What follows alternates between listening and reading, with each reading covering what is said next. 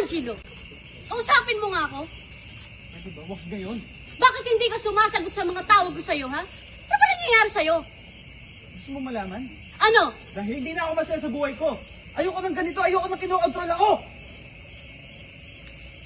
Ano gusto mo? Paging malaya? Nakasama yung mga kaibigan mo? Wala ka naman natutunan sa mga yan eh. Meron! Ano? Pagpiso? Hindi! Masaya ako pagka masama sila. Kasama sila? Angelo, hindi mo ba ako nakikita? Ipapaalala ko lang sa'yo, ha? Wala pa yung mga kaibigan mo. Nandiyan na ako sa buhay mo. Sabagay. Kung sa parents mo nga, hindi ka nakikinig, di ba?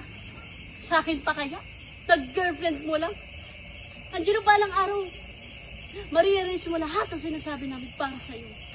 Para sa'yo. Para sa kapakanan mo. Babe! Sabi mo na ako. Babe, ano ba? Tapos na tayo. Pagod na ako, Angelo. Tama na. Babe! Babe!